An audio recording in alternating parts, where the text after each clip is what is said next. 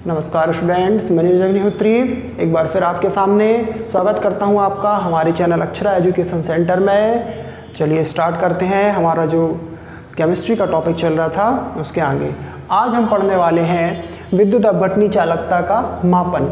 मतलब कि एक विद्युत अपघट्य है उसमें चालकता का मापन हम कैसे करें कि वह कितनी चालकता प्रदर्शित करता है। अब एक बात आपको ध्यान होगा, हमने पिछली क्लासेस में पढ़ा था कि जो चालकता है वह प्रतिरोधकता का जो है ऑपोजिट होता है, ठीक है ना, या प्रतिरोध का जो व्युत्क्रम है वो चालकता है, ठीक है। ऐसे ही विशिष्ट प्रतिरोध का जो व्युत्क्रम है वो विशिष्ट चालकता है। तो हम यहाँ पर यदि प्रतिरोध ज्ञात कर लें तो प्रतिरोध का यदि हम व्युत्क्रम करेंगे तो हमें अपने आप जो है चालकता प्राप्त हो जाएगी। अब यहाँ पर आप देखेंगे मैंने एक ये परिपथ बनाया हुआ है, यह कहलाता है व्हीट स्टोन परिपथ, व्हीट स्टोन सेतु,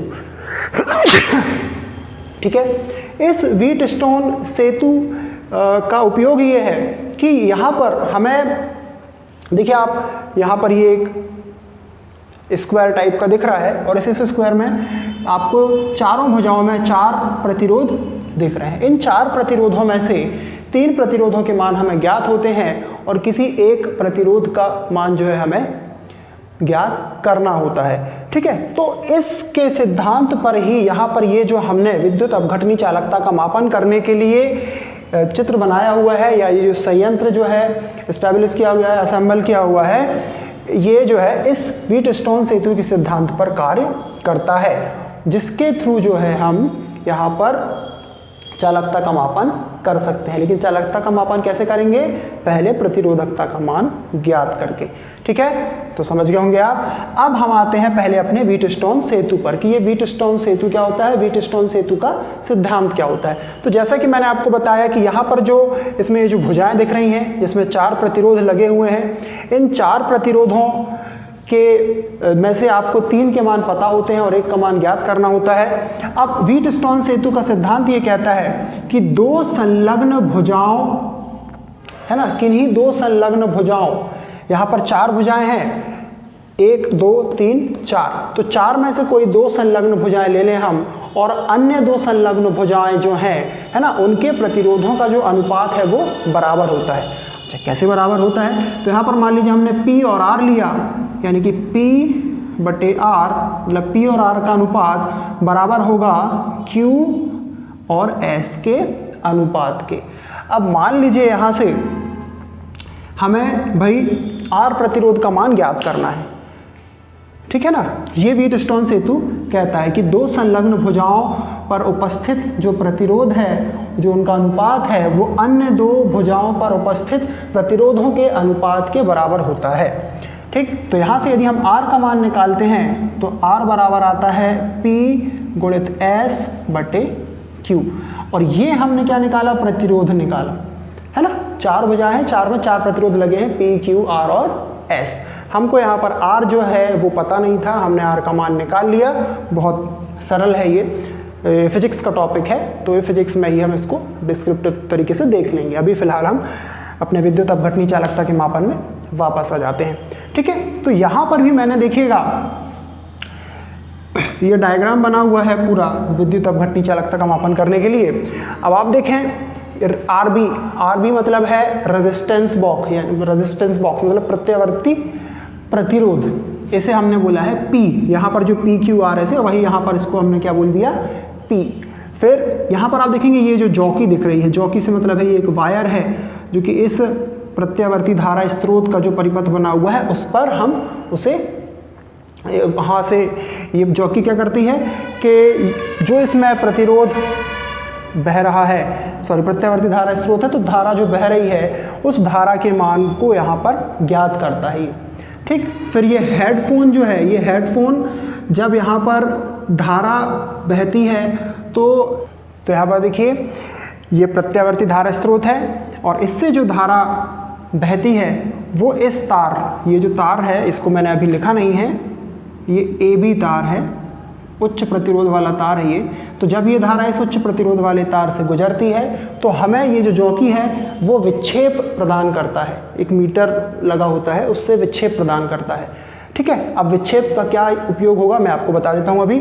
अब यहाँ देखिए ये जो x लिखा है ये x एक्चुअल में P Q और ये R है, जो कि यहाँ हमें दिख रहा था जिसका मान हमें ज्ञात करना था। वही जो R है, ये जो R प्रतिरोध यहाँ पर हमें देखने को मिल रहा है, ये देखिए ये जो दो तार गए हुए हैं ये किससे जुड़े हुए हैं, ये प्लेटिनम की इलेक्ट्रोड्स हैं, एक एनोड है और दूसरी कैथोड है ना। तो ये दो प्लेटिनम की इलेक्ट्रोड्स हैं और ये एक विद्युत अपघट्य में डूबी हुई हैं और हमें इसी विद्युत अपघट्य की चालकता ज्ञात करनी है। तो यहाँ पर जो ये R प्रतिरोध है वो हम ज्ञात कर लेंगे। तो जैसे ही R प्रतिरोध ज्ञात प्राप्त होगा हम उसका व्युत्क्रम करके चालकता का मान ज्ञात कर सकते हैं। ठीक है ना, ये देखिए आप तार ये कनेक्टेड हैं यहाँ पर, ये एक प्रायोगिक विलयन है, प्रायोगिक विलयन मतलब विद्युत अपघट्य भरा हुआ है जिसकी हमें चालकता ज्ञात करनी है और इससे संबंधित ये तार जो है यहाँ पर इस पर्टिकुलर जो विद्युत अपघट्य है उसका प्रतिरोध हमें बताएगा। अब देखिए होता क्या है, यहाँ हमने चार भुजाओं जो थी व्हीटस्टोन सेतु की वहाँ बना ली है, P Q, ये देखिए आप R और ये S। अब होता ये है परिपथ का, अब हम थोड़ा सा वर्किंग समझ लेते हैं कि इस परिपथ में जब प्रत्यावर्ती धारा प्रवाहित की जाती है ना, तो प्रत्यावर्ती धारा प्रवाहित करने पर यहाँ पर आप देखिए हेडफोन भी लगा हुआ, तो हेडफोन की कार्यप्रणाली भी हम यहाँ पर समझ लेंगे अभी। तो जब यहाँ हम धारा प्रवाहित करते हैं प्रत्यावर्ती धारा, तो प्रत्यावर्ती धारा प्रवाहित करने पर यहाँ पर ये जो AB तार आपको दिख रहा है, यहाँ ये जो जॉकी है जब यहाँ से धारा प्रवाहित होती है, क्योंकि इसका प्रतिरोध उच्च है तो यहाँ पर कुछ ध्वनि आवृत्ति उत्पन्न होती है। ठीक है, और इस आवृत्ति के मापन का काम कौन करता है, ये जॉकी। अगर ये जॉकी शून्य विक्षेप प्रदान कर देता है, इसे हम जो है पूरी ये जो तार आपको दिख रहा है AB, इस पूरे तार में यहाँ ऐसा जो है मूव करते हैं। मूव करने पर जहाँ पर हमें शून्य विक्षेप की स्थिति मिल जाती है वहीं पर हमारा जो है व्हीटस्टोन सेतु का जो परिपथ है वो तैयार हो जाता है। यदि विक्षेप शून्य नहीं मिलता है तो मतलब कि हमारा जो परिपथ है अभी सही कार्य नहीं कर रहा है। शून्य विक्षेप का मतलब है, हेडफोन का उपयोग यहाँ पर मैं बता देता हूँ आपको। शून्य विक्षेप का मतलब कि हेडफोन पर जो आवृत्ति है, जो आवाज़ें सुनाई दे, जो आवाज़ सुनाई देगी धारा के प्रवाहित होने पर। अच्छा, धारा के प्रवाहित होने पर आवाज़ कैसे सुनाई देगी, तो आप लोगों ने देखा होगा जो हाईवेज वगैरह है वहाँ पर जो बड़ी बड़ी जो लाइन्स होती हैं, इलेक्ट्रिसिटी लाइन्स जो होती हैं, इसमें आप देखेंगे वायर जो रहते हैं, मोटे मोटे वायर्स जो रहते हैं उसमें अलग ही एक साउंड जनरेट होता है उनसे, ठीक है, क्योंकि बहुत ज़्यादा करंट फ्लो हो रहा होता है।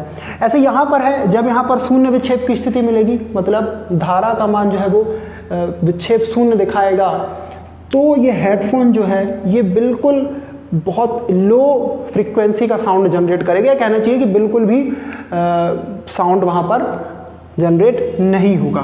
तो वो स्थिति होगी शून्य विक्षेप की स्थिति। और जैसे ही शून्य विक्षेप की स्थिति उत्पन्न होगी वैसे ही ये जो परिपथ है ये व्हीटस्टोन सेतु परिपथ बन जाएगा। और व्हीटस्टोन सेतु परिपथ बनने के बाद यहाँ पर ये जो प्रतिवर्ती धारा है ना, इस परिपथ में जो बह रही है वो यहाँ ये हमें एक चालकता सेल दिख रहा है और इसमें एक विद्युत अपघट्य भरा हुआ है। ये प्लेटिनम की दो इलेक्ट्रोड हैं, एक एनोड है और दूसरी कैथोड है।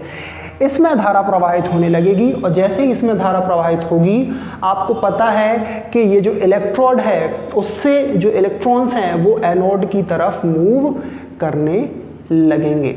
और चूंकि इलेक्ट्रॉन जो है वो ऋणात्मक सिरा जो इलेक्ट्रोड है उससे एनोड की ओर यानी धनात्मक सिरे की ओर मूव करेंगे और जाकर उसमें चिपक जाएंगे, है ना, तो वहाँ पर विद्युत धारा का चालन जो है वो प्रारंभ हो जाएगा इन धनात्मक और ऋणात्मक आयनों के बहने। यहाँ पर देखिए ये मैंने इसका सॉल्यूशन लिखा है कि हम यहाँ विशिष्ट चालकता कैसे ज्ञात करेंगे या चालकता कैसे ज्ञात करेंगे।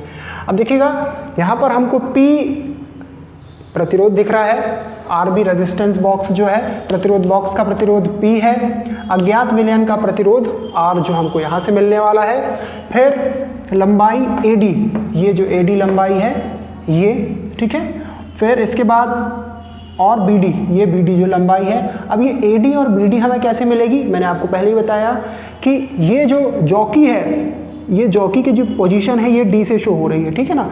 जॉकी को जब हम इस AB तार पर, है ना, यहाँ से वहाँ तक ले जाते हैं और जहाँ पर हमें शून्य विच्छेद मिलता है वहाँ पर हम जॉकी को स्थिर कर देते हैं, तो मतलब वो स्थिति D हो जाएगी। तो दो लंबाइयाँ मिलेंगी हमें, A से लेके D तक की और D से लेके B तक की, तो वही लंबाइयाँ हमने यहाँ पर ली हैं। तो भाई हमने व्हीटस्टोन सेतु के सिद्धांत से लिखा P/R बराबर AD/BD, ये जो Q/S जो हमने एक अजम्पशन लगाया कि भाई वो जो AD है और जो DB है वो Q और S से हम शो कर रहे हैं। तो यहाँ से R बराबर निकल कर आता है P/BD/AD। ये तो R का मान आ गया, है ना। यहाँ से हम R का मान निकाल सकते हैं आंकिक रूप से। फिर चालकता कैसे निकालेंगे हम, चालकता C बराबर, C फॉर कंडक्टिविटी 1/R, यानी कि हमने R का व्युत्क्रम कर दिया तो हमें मिल गई चालकता। सिंपल सी बात है।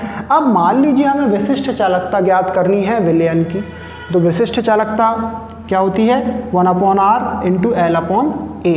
ये कैसे आता है, ये मैंने आपको पहले ही बताया था, जो ओम का नियम है वहाँ से ये चीज़ हम ज्ञात कर सकते हैं। जो कंडीशन होती है कि जो R है वो तार की लंबाई और तार के अनुप्रस्थ क्षेत्रफल पर डिपेंड करता है, निर्भर करता है, वहाँ से हम विशिष्ट चालकता ज्ञात कर सकते हैं, ठीक है। तो हमने यहाँ से K बराबर देखा 1/R गुणित L/A। अभी 1/R क्या है, ये देखिएगा 1/R है प्रेक्षित चालकता, जो चालकता हमें यहाँ पर प्रेक्षण के द्वारा मिली है वो वही प्रेक्षित चालकता है। और बचा क्या, L/A। तो ये जो L/A जो है यही यहाँ पर सेल स्थिरांक कहलाता है। ये L/A क्या है, सेल स्थिरांक। कौन से सेल का, ये जो सेल हमने यूज़ किया है यहाँ पर, है ना, चालकता सेल जो हम बोल रहे हैं। अब देखिएगा यहाँ जो L है, ये L इन इलेक्ट्रॉनों की लंबाई है, ठीक। A जो है इन इलेक्ट्रॉनों के अनुप्रस्थ परिच्छेद का क्षेत्रफल है, ठीक है। तो ये जो था ये विद्युत अपघटनी चालकता का मापन, जो कि बहुत ही सरल था, है ना। तो इसकी जो वर्किंग थी वो मैंने आपको बोलकर एक्सप्लेन कर दी, और ये इसका जो है डेरिवेशन है। यदि हमें विद्युत चालकता ज्ञात करनी है, विशिष्ट चालकता ज्ञात करनी है तो उसके लिए, ठीक है ना। अब नेक्स्ट हम देख लेते हैं कि भाई सेल स्थिरांक का निर्धारण कैसे होता है। वैसे तो हमने ये चीज़ यहाँ पर कर ली है, लेकिन फिर से एक बार थोड़ा सा डिस्क्राइब करके समझ लेते हैं इसको कि सेल स्थिरांक क्या है और कैसे ज्ञात कर सकते हैं।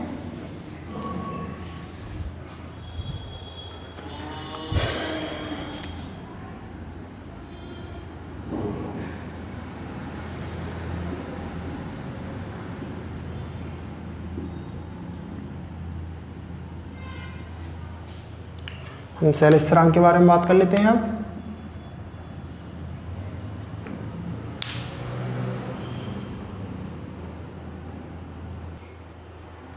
तो यहाँ पर देखिए, क्योंकि हमने अभी पिछले ही टॉपिक में अपना पढ़ा कि भाई सेल स्थिरांक क्या होता है ना। हमने हालांकि उसे अलग से नहीं देखा था, तो अलग से देख लेते हैं अब। हमें मालूम है कि विशिष्ट चालकता यानी कि K बराबर 1/R गुणित L/A होता है। मतलब कि ये विशिष्ट चालकता है, ये प्रेक्षित चालकता है और ये सेल स्थिरांक है, ठीक है ना। जहाँ पर L जो है वो इलेक्ट्रॉनों की लंबाई है और R जो है उन इलेक्ट्रॉनों के अनुप्रस्थ परिच्छेद का क्षेत्रफल है, ठीक। तो यहाँ से यदि हम सेल स्थिरांक ज्ञात करते हैं तो सेल स्थिरांक बराबर आता है विशिष्ट चालकता और बटे प्रेक्षित चालकता। विशिष्ट चालकता मतलब स्मॉल k और प्रेक्षित चालकता मतलब कैपिटल C। तो सेल स्थिरांक बराबर हमें क्या देखने को मिलता है, विशिष्ट चालकता बटे प्रेक्षित चालकता। तो यही जो है सेल स्थिरांक है।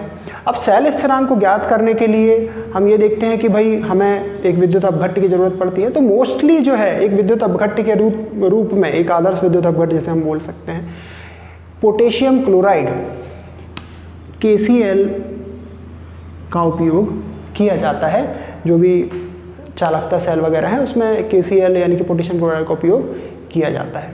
तो आज के लिए फ़िलहाल इतना ही, मिलते हैं अगले वीडियो में। जय हिंद, वंदे मातरम। घर पर रहिए, स्वस्थ रहिए।